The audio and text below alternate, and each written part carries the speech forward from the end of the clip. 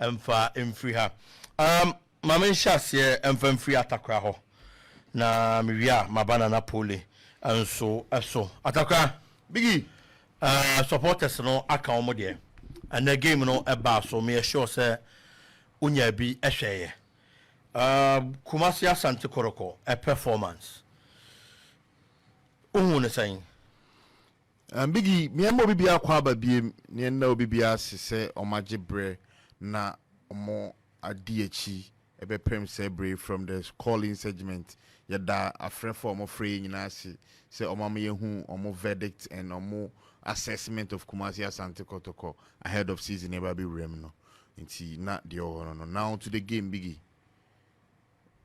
This game Kotoko boy let's admit say omo parody entirely different starting lineup as compared to their game against Mediema.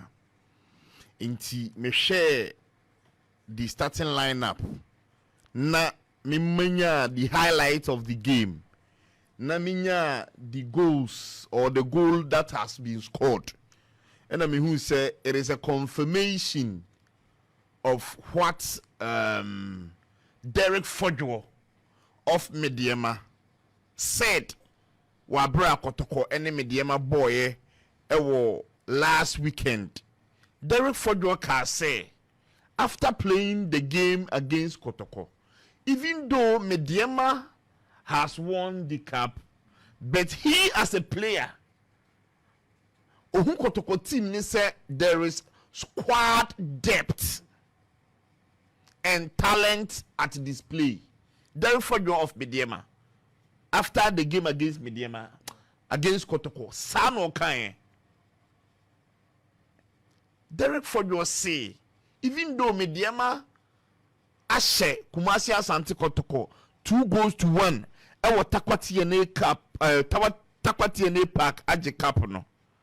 Na ono Derek Fodjo a ojina mu bo bi tia Kotoko no. Ohwe Kotoko mode mo a omobotia omo Mediema no a there is squad depth and there is talent at display. And to see the baby room no teams are standing very fearful. Say obabotia no e Kumasi Asante Kotoko. Derek Fodjo asimo kan. After that game, Kumasi Asante Kotoko head coach Dr. Prosper Natogum also can asema Derek Fodjo of Mediema kan na enti Dr. Prosper Natogum de me wo ha. I want to quote him biggie. Me too. Dr. Prosper Natogum after Kotoko lost to Mediema and say there is so much quality in the team. All that as a technical staff we have to do is to make sure that we give them that courage.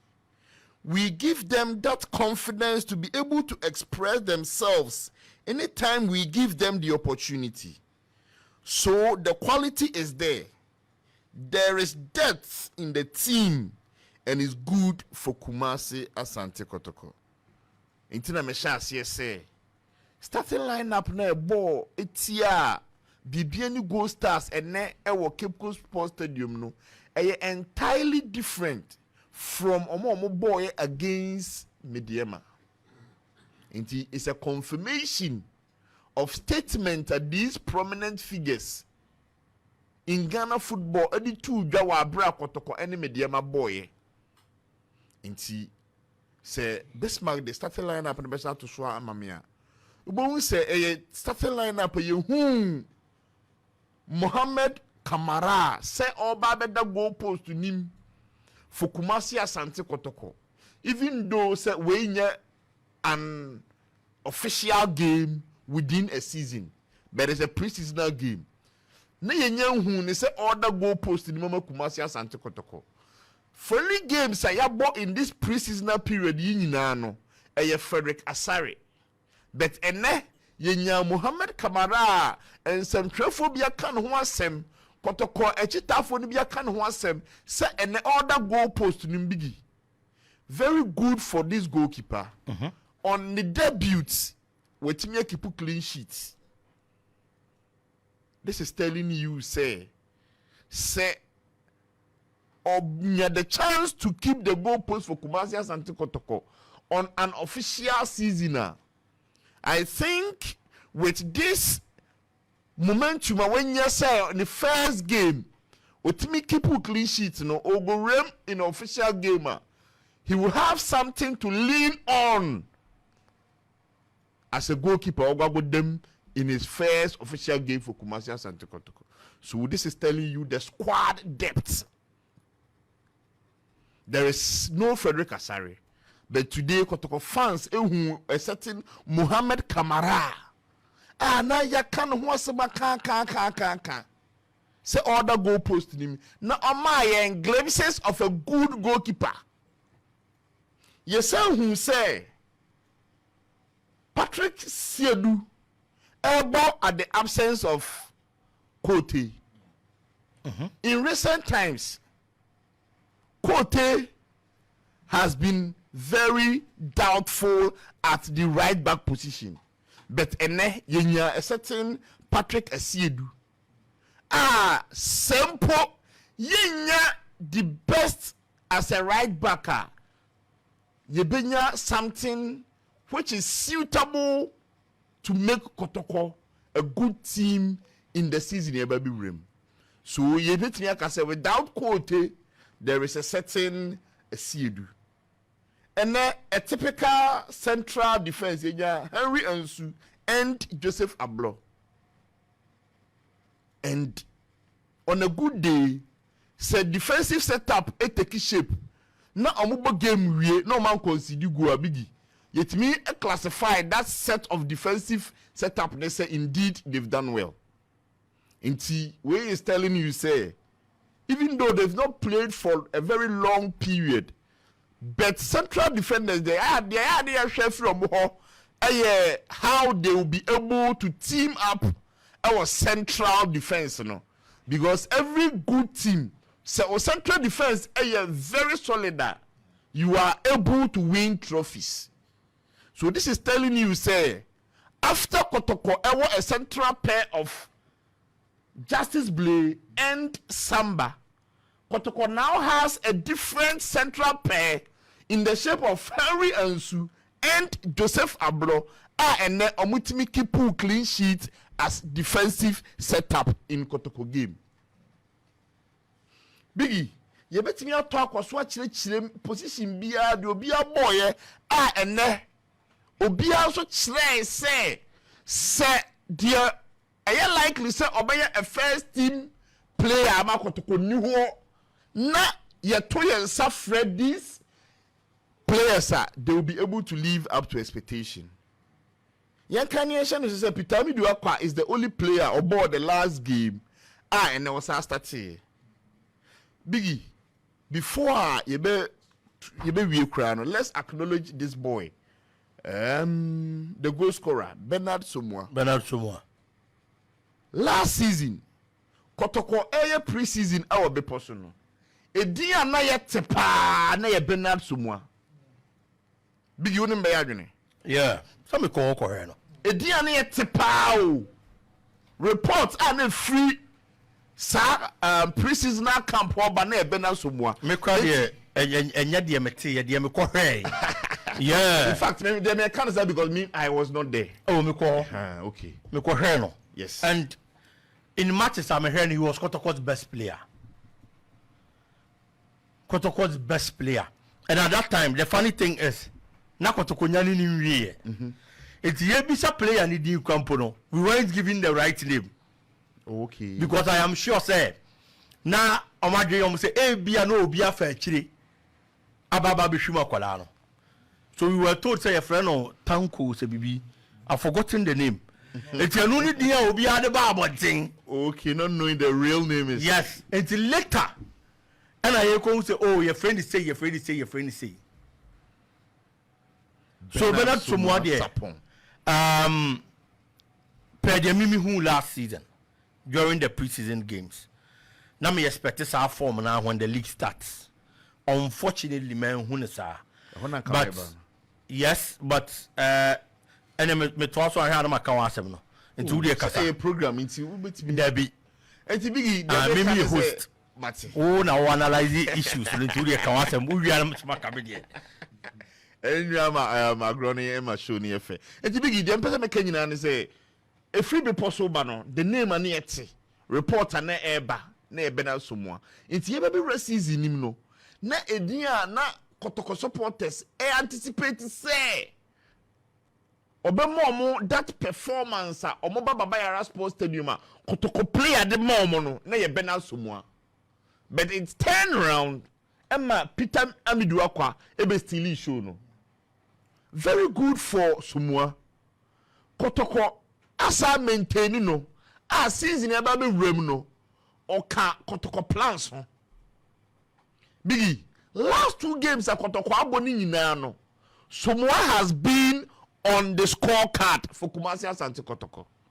Na dear Emma me boni di, dear Emma me man mentioning in a special contest and say the attitude our opponent 18-yard box. B, the first game against Mediama our Takwati and APAC. Even though Mediama scored 2 goals, but someone Diano stands out tall among those 2 goals that Mediama share. Yeah. Mediama gave us 2 goals. Someone go no say no. It stands out tall. If the Mediama 2 goals ni nyina eba for an argument. Adentira because he got the composure in the 18-yard box of Mediama. He lost the ball. He made an attempt say oh shooty. And the Mediama defender a blockade no. And the ball is back. And what they come out Peter Miduakwa. And the Peter Miduakwa sad man no. But Peter Miduakwa sad man no. The composure, the confidence. What me turning Emma born in the favorite foot. And son will shoot to the class and the standard of the player. Biggie and then Susubim, he has demonstrated that confidence inside opponent 18-yard box. So in the game against Bibiani Gold Stars, he got the only goal this afternoon for Kumasi Asante Kotoko. And go and look at the technique. Or this say goal no against Bibiani Gold Stars. If he is even compared to the game against Mediama, it's far better than the share against Mediama. Because with this one, on one G ball, you know the rare 18-yard box room, and or share angle. And confidently or place the ball to that angle. This is telling you a typical Thierry Henry days. Ruben Van Persie mo, Wayne McRooney mo, and a more form. No mama these types of goals. So the American better someone say last season, Kotoko preseason period, he was the talk of town. This season, Kotoko preseason period, he is also the talk of the team. Into the American says, "Sa confidence now when you're in opponent 18-yard box, no, on maintaining sa confidence no ahead of the season never been remuno." So to maintain this confidence ahead of the season now, which they say, even if someone else starting in league games, Kotoko ewo another arsenal, another tool, another weapon on the bench. Ebremu ye dia Kotoko betimi rely on Bernard Somwa Sapon. Inti mesre no. Sa confidence na wenya during this preseason period no on maintaining. So maintaining ebe confirm asema head coach Akane said this season Kotoko was squad depth, and indeed in the game no actually the class of the depth the talent at disposal Kotoko ebetimi rely upon.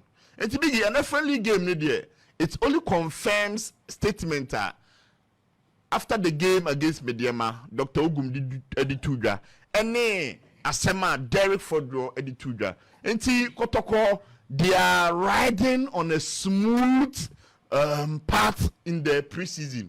I hope so a bit also. These are some of the things that you hear free team ho. Even after team are set up in a possible starting 11, Kotoko now has another possible 11 a team obetimi parody against any team in the Ghana Premier League. That team here a boy today. It's a team on any day. We are Ghana Premier League now. But not these players with head coach Dr. Ogum at the bench. This is a second tier team of Asante Kotoko. Per standard of Modiama ene. Et you will call Kotoko taxi driver Kaya. Was it the end then say even say no Kotoko every Adam put on first 11 as I call it another solid first 11. So no maybe saying so na team ya MP a time on treble biggie.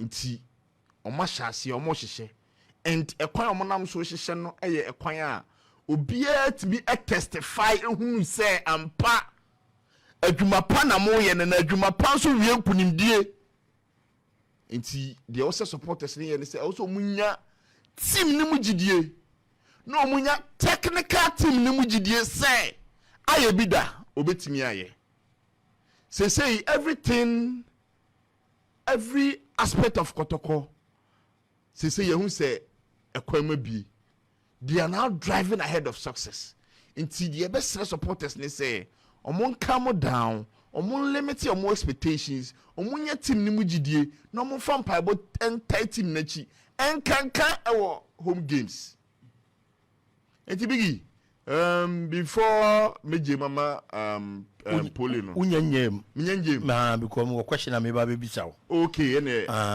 busa me sana wo ka bibi ana the person me catch Kotoko fans ne say ye besre omum patronize ewo the fabu census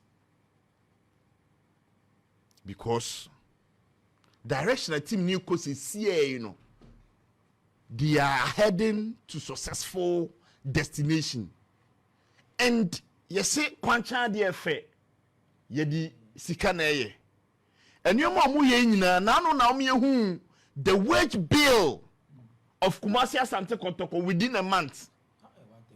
Anokra na last season. Last season. And possibly it's going to this season they be about ho. Because a new players in the buy no. Bidu market tuane ade because so yenim di omoje. Until there's that possibility. Say season I baby remind ha na bi ababeka ho. Yes. Enti bi ababeka ho ni nyina no kire say and last season na botim no ho. Dabi nya botre. Go out Benato mu ahye no. Ah, na ti bigi me ka wonya bi hwe na. Dabi go no abrofu go. Ball no boy no. Banana shot no. Abrofu na e ball. Say na mka cho say Ruben van Persie.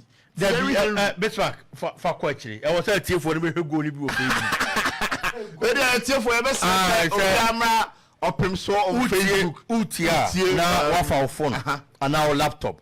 Na wako search engine no e Facebook no about Opemsuo radio. Opemsuo radio. E dey share Facebook. Na ebra be he Bernard Somua go no. Bernard Somua e go no bra.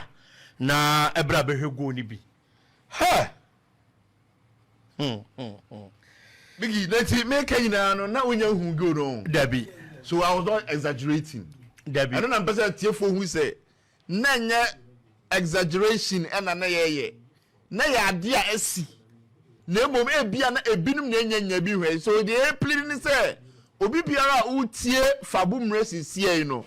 Bra Opemsuo e wo Facebook so that ubenya Bernard Somua spectacular goal a wa share in the game against the Bibiani Gold Stars e wo Cape Coast Sports Stadium and Bismarck say video no yi kaka na or try say obeye na yenya Somua go no and so as I go no kwa me wo go no kwa me hu page bi so okay wo go no kwa order and the ma Bismarck na me fan to say we go tie for na twen tie for na twen eti bigi de make can say ye besere and sa na last season a both team no ho bra no this season omo na eba besa toaso abobra enti de besere ne say expectedly wage bill no be increase no e kire say e was say ensabi abeboa ensa last season eboa team no enti avenue ebetimi ade aboa ne say empanyimfo the platform bi aba yefre no fabu census yebesre ye ensa dansayem said yebeya ensa ebo team no ho bra ebenya gidie ewa chitafo nim say echitafo no na team ne mo de enti no yebesre fabu mre no fabu census no obia fa ne hunjim kotokoni bia o team nka bia enyomo a team na shase with the expectation of the season ever be rem no e kire say they are riding on the smooth path. Me forward video na ma. Okay. Menya go no. Wenya go no. Nti me forward e dey ma Besmark na o dey atoso. Nti Besmark ma forward am na e fa toso atakwa to aso ma me. Nti big ye besre because ye nyina nim say no Kotoko is being managed, financed by the Menchia Palace, which is His Royal Majesty Otumfo 82. Nti ye besre ye mboa yewura se de be ya na niswade hunu de menchira wate ase opese ode Kotoko ejina babi a enkane na Kotoko jina no ebeba into reality no the avenue ye as supporters ye betimi adventure yen resources the fabu census nti wa otimi nka bia no ansa na emre no ebesi no ye besere se obia fa ne ho nye fabu census. Okay, nti o join here live on our Facebook yenya go no nko yenya go no nko ye de go na to nti no o join here live on our Facebook babia na Bernard Tomo agina ene kwan a ofa so etimi a place ball no and so edit towards them the technique he used and I make us a go in a abrofo and aya na ehye abrofo pa and aya na ehye ayesa agowi na abrantie no go na wa hye ne de go na fedodo it's na make us say yes say what the o share against me the man betutu we hu a we an improvement we have a change do share against me the man we there a T4 na be judge. So this is the type of striker maker said their last season during the preseason period near Bonidi, you know. This preseason period they say Bonidi. Oma din bono and twice season proper nim. Said the bear Kumasi Asante Kotoko ebe enjoy the good talent a wonimu na etimi aboa team no na team na ni so di hunu say also omuji league no mo cycle gina Ghana name e wo CAF competitions mu no. They will have to get there with the effort of these players and Benasumwa Astate. Ye hwe mu say other players be to say Peter Amidumo and the likes of Emmanuel Nchimo Nancy Omoba Albert Amoamo omu nyina betimi replicate say the bear Kotoko betimi banging in the necessary goals ebetimi amomo the league trophy big. Na